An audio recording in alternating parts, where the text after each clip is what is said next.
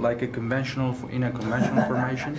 You're asking me to give a report card to your assessment of the Ukrainian military strategy. No, I'm not going to do that, and we're not going to talk about how the Ukrainians are deploying and using their forces or the systems and security assistance that they've been getting. That's for them to decide and for them to speak to if and when they're ready to speak to it. They continue to fight bravely for their country. We continue to try to support their efforts to do that through truly an unprecedented level of speed, and that's what we're going to focus on. Also, of course, I know that Ukrainians are taking care of the security assistance that you are providing. Do you track if the security assistance that you provided is being transferred to the east, and is it not kind of hindered? No. I mean, we get the stuff into Ukrainian hands. And we know that's happening. Minister Reznikov confirmed that again today. But what it belongs to them at that point. And where they decide to employ it, how they employ it, with what units they provide, that is a Ukrainian decision to make. We respect, of course, their right and their responsibility to manage that assistance the way they see fit. It's up to them to decide. Yeah, in the back there. Thanks. Who are you? Valerie and Slenham with Breaking Defense. Oh, hey, how are you? Hi. Nice to see you. Sorry to take focus away from Europe, but Sankei Shimbun, a Japanese newspaper, is reporting that the U.S., U.K., and Australia have informally asked Japan to become part of AUKUS. Can you confirm that report at all? I cannot. First I heard of it. Okay. Then, if I could ask about Europe. Slovakia is considering giving its MiG-29s to Ukraine. Is there any talks within the U.S. about potentially speeding up the delivery of its F-16s to Slovakia? I've heard some reports about this potential Slovakian decision.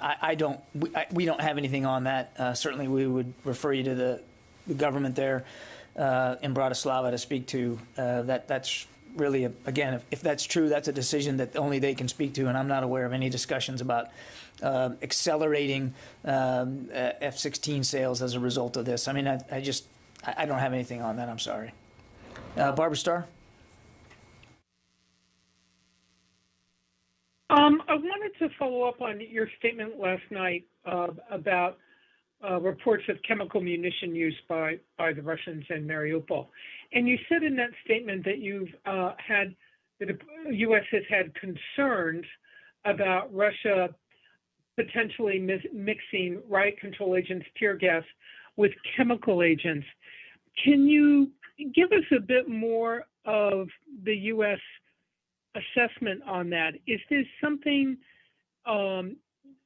relatively new that you've been tracking since the invasion and all the aggressive action by Russia? Is this more something that you've been seeing for some time? Can you give us some context and perspective on this notion that they may be mixing up their own version of chemical agents? Well, look, I think, as you know, we have tried to share with you intelligence that we see and we feel that we can that we can and we should make public, and this is something we have had justified reason to be concerned about, that in the prosecution of this war, that this could be a tactic they might employ, which is to try to mask a potential more serious chemical attack with riot control agents. Again, it comes from a mosaic of information we've gleaned.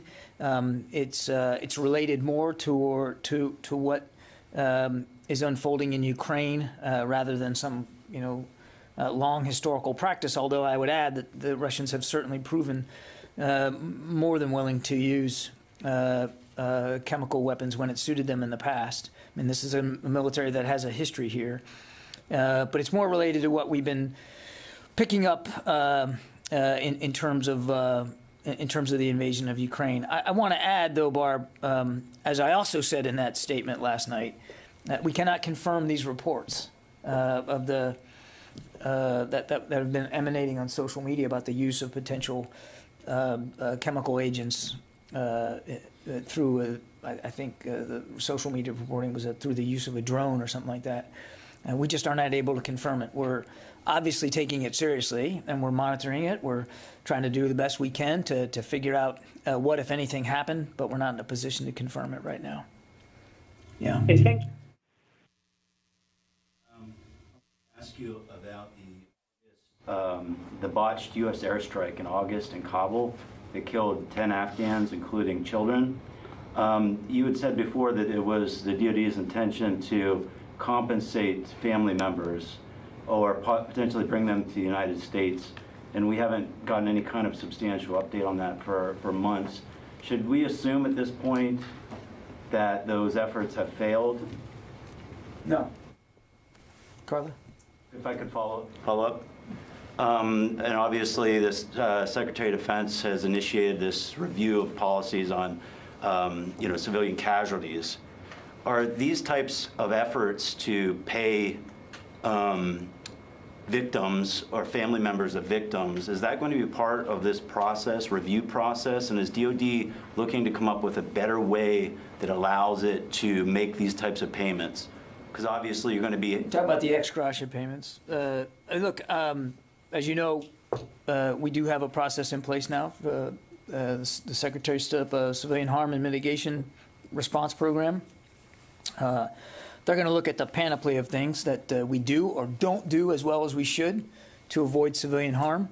I don't know to what degree they're going to look at the value of ex gratia payments, but I would certainly think that that would factor into their decision-making in terms of lessons learned and what maybe we need to do better or do more of or do less of. I don't know. So I would say yes, in terms of the umbrella of things that that group's going to look at. Ex gratia payments will probably be a part of that, but they're just now starting their work. Interestingly, I mean, I'm actually glad you asked the question because it is still relevant to us, and for a lot of reasons, not just about what happened at the end of August. And no, we don't have an update on the Ahmadi family, but I can tell you we haven't given up on this idea of trying to get them back to the United States and certainly do right by them financially. That process is still working, and we're very actively going after that. I know there's not a lot of progress to show you right now, but it doesn't mean that there isn't a lot of work being done. That's a difference right there between the United States and a country like Russia. We actually take it seriously. We actually mourn the deaths that we cause. And while we're not perfect in terms of how we've investigated them or how we've talked about them, we do investigate them and we do talk about them. Sometimes we have to be driven to a better answer, sometimes by media coverage. But at least we stand up here and we take the questions about it. It matters to us. And we actually do want to get better at it. And we acknowledge that we're not always perfect when it comes to civilian casualties. Lots of chinks in our armor, and we admit that. What do you hear out of the Russians today? What do you hear out of Moscow? What do you hear out of Putin? Just last night. It's the West. We're throwing bodies on the street and making it look like it was an attack by the Russians. No acknowledgement that they have caused a single civilian death, and certainly no remorse, certainly no talk about investigating it or owning up to it or making right by it or trying to learn lessons from it. That's a big difference here. And unfortunately, it's the people of Ukraine that are paying the price for Russians' complete disregard for the right of innocent civilians to live their lives freely without having to worry about being killed. Carla. Thank you. I just want to follow up on what Barbara was asking about, but not specifically to Mariupol, because I know you can't confirm the chemical weapons attack, and so I don't want to do a hypothetical, but just if you could give us some understanding, in general, of the considerations that the administration is taking in preparing for a response to a chemical weapons attack. Like, can you tell me if the scale of the attack is going to determine that, or if it's going to be the type of chemical agent used. What are some of the thought processes that you guys are going through when you weigh response to chemical attacks? Yeah, it won't surprise you, Carla, that I'm not going to get ahead of where things are right now. We're reviewing this. We're doing the best we can to analyze it. We don't have a definitive conclusion one way or another, and I think we just need to talk about where things are and not where things might be in the future. The president has been very clear, and he's talked about this on numerous occasions, as has Secretary Austin, that that the use of biochemical weapons against the people of Ukraine would elicit a response, not just from the United States, but from the international community. What that response would look like from us or from anybody else, we just don't know right now. And I don't think it'd be helpful for us to try to get ahead of where we are right at this moment. Okay? I know it's not a great satisfying answer, but it's a truthful one. Megan. A Virginia lawmaker announced he was going to resign today over some comments he made on Facebook recently, some really horrifically racist comments he made about the secretary. I'm aware of him. Does the secretary have any response to that situation or to his resignation or to the having to field those comments while he's trying to work on diversity and inclusion initiatives here? Yeah, I think where I'd put this is just the secretary is very proud of his service to the country, proud of his ability as an American to go to West Point, to become an Army officer, to serve this country in combat for much of the last 20 years, and he's certainly very, very proud of his ability to lead the department here as Secretary of Defense. People matter greatly to him. I've known the man for 15 years. Everybody matters to him. No matter who you are, no matter where you came from, no matter what your background is, he believes that if you're qualified and you want to serve this country, you should be able to do it. And you should be able to do it without fear of discrimination or harassment. And in his view, there's no place in the Department of Defense for comments like that, for the actions that come from comments like that. And that's why he's working and continues to work so hard to continue to improve the readiness of the force, which he believes is directly tied to our diversity. That's a part of who we are. It's one of the things that makes this military so great. And so he's even in light of those truly irresponsible, mean-spirited, indeed wicked comments, he's going to be focused on leading the department forward and trying to continue to set an example going forward. That's where his head is. Yeah, I already got you. No, he can get you later. Heather. Thank you so much. I was wondering if you could talk about the maritime effects on Mariupol, if you're seeing any strikes coming in from ships in the sea as they continue to bombard Mariupol. Look, I don't have perfect knowledge of every missile or long-range fire that the Russians are firing into Mariupol. It continues to be under attack from airstrikes. We've seen that the Russians have focused a lot of their airstrikes on Mariupol and on the Donbass area. That's where the preponderance of their air activity seems to be centered. We have seen in the past, Heather, I can't speak for today, but we have seen in recent days and weeks the Russians using their surface combatants in the Sea of Azov to fire cruise missiles onto shore. But I couldn't tell you how many have landed, in Mariupol or what the specific targets were. But it has been their practice to supplement their airstrike activity with cruise missiles fired from surface combatants at sea. Yeah, go on. Thank you. Two questions, one on India, one on Pakistan. As far as India is concerned, U.S.-India relations or military-to-military relations, we just had 2+2. Yes, we did, yesterday. Defense ministers and the foreign ministers of India were here, and I met with the Secretary Lloyd and also Secretary Blinken. So is there any breakthrough with, as far as U.S.-India military relations are concerned? Because after the Ukraine, what India was neutrally stood at the UN. I think, so all the ministers had a chance to summarize the visit yesterday, the meeting. And I'd point you more specifically to the transcript of the press conference, because I think they all talked about the things that they talked about. The Secretary was very proud to announce that we signed a new space situational awareness agreement with India just yesterday. He had a chance to talk to the Defense Minister Singh, about advanced capabilities and technologies, working with them on AI, for instance, and 5G and space and cyber capabilities. All that was part of it. I'll leave it to you to decide whether those are breakthroughs or not, but clearly what we saw yesterday was more concrete examples of the ways we're going to continue to work with India to strengthen this defense partnership. And you heard the foreign minister speak for his country's views and policies with respect to Ukraine. I'd leave it at that and point you to the transcript on that. I think he was very candid about their own concern about the conflict going on in Ukraine.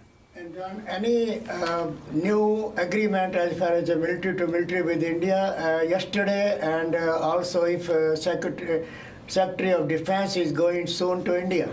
I don't have any travel to announce today, Goyle, but in terms of, specific military to military agreements, again, take a look at the space situational awareness agreement that we signed just yesterday. So yeah, there was something new yesterday, and it was that agreement, and the Secretary talked about that, and we're very proud of it and looking forward to working on space situational awareness with India going forward.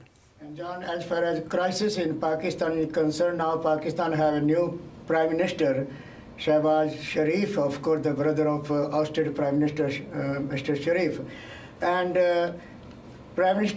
former Prime Minister Imran Khan, until the end of his ousted by the parliament, was blaming US and the US military for his ousted. My question is, if anybody is in touch with the military to military in Pakistan, or as far as his claims that US is responsible for his ousted, and now the future of US-Pakistan relations under the new leadership. I think you can understand that we're not going to comment about domestic politics inside Pakistan, Goyle. I don't have any conversations with the new Prime Minister or his government to speak to today. This obviously all just happened. We recognize that Pakistan plays a key role in the region. We recognize that Pakistan and the Pakistani people are themselves victims of terrorist attacks inside their own country. We recognize that we have shared interests with Pakistan with respect to security and stability in that part of the world. And we do have a healthy military-to-military relationship with Pakistani armed forces, and we have every expectation that that will be able to continue to be the case. And John, finally, because crisis still going on the streets with the former Prime Minister and also with his very large crowd of supporters, and military may intervene because of those things going on. Is U.S. ready in any case if something like this happens in Pakistan? I don't foresee any U.S. military role here, and I'm certainly not going to, again, wade into internal domestic politics in Pakistan. Thank you, sir. Yeah. Thanks, John Harper. Hey. Hey, good to see you. Yeah. How much have DoD stocks of Switchblade drones been drawn down as a result of the security assistance to Ukraine, and what plans are in place to replace those? Yeah, I'm as I have with other systems, I'm not going to get into quantifying the impact on our stocks. I would just tell you that this is something we're watching every day, and the Secretary's comfortable that our own readiness across all the systems that we're providing to Ukraine, our own readiness has not been hampered. This was not a system that we had bought in large quantities. I will just go so far as to say that. But those first 100 have been shipped. The vast majority, a significant number of those first 100 we know have gotten into Ukraine. I suspect the rest of it will not take very long.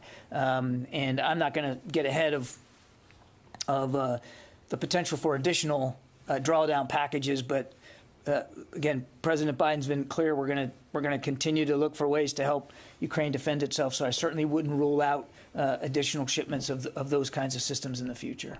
Is DoD planning to buy more of those to replenish its own stocks? Yeah, again, I'm not going to get into replenishment issues or supply issues on our own. I mean, obviously, we will do what we need to do to, A, help Ukraine continue to defend itself with systems we know that they can use or will use or are using, and make sure that our own readiness also can be preserved across those systems as well. Yeah, Rio. Thank you. I want to follow up about the U.S.-India 2+2 meeting. Secretary said yesterday... But you got a question yesterday. Oh, yes, but I have a follow-up now. Yeah, the Secretary said yesterday the U.S. will consider a range of options to make the U.S. systems, U.S. military equipment, more affordable. So could you tell us a little bit specifics about what system the Secretary has in his mind and how the U.S. will make it more affordable? No and no. I think we're going to have these conversations with India going forward. I'm not going to get more specific than the Secretary was yesterday. What matters here, Rio, is that we have an important defense partnership with India, and we're going to look for ways to continue to improve that going forward. But I'm not prepared to speak to specific systems or affordability at this time. We are committed to India's modernization needs, their efforts to build and to field a more modern military. We're committed to helping them do that. Quick follow-up. So do you consider offering the U.S. missile defense system to India at an affordable price to encourage India to reconsider? I think I'm just going to leave it where we did yesterday, Rio. Yeah. We just got the readout of the call. Just saying, I did go out. And excellent. I told you we'd come out while we're in the briefing. And you were right. Yes, sir. And it says that the minister was able to share his assessment of the situation on the ground. Which I said in my topper. Yes, sir. But I'm just curious, did they also share any assessment about how Ukraine's fighting forces are continuing to do? There's been so much focus on the equipment that's been sent in. Are they still able to go in with the same strength that they had at the beginning of the war? Has there been any concerns that this fight, they won't have the same manpower they did at the beginning? Well, look, no question they've taken losses. Losses to troops, losses to systems and capabilities. There's no question. I mean, this is war. The Russians, too, have taken not insignificant losses. But I won't. I don't want to get into more detail than the readout in terms of the discussion. But yes, of course, Minister Reznikov gave the Secretary his assessment of the situation there and of just in general terms how the Ukrainians are responding themselves to this new focus by the Russians on the Donbass and in the south. So the short answer to your question is yes, that was part of the discussion. But I would just like to remind that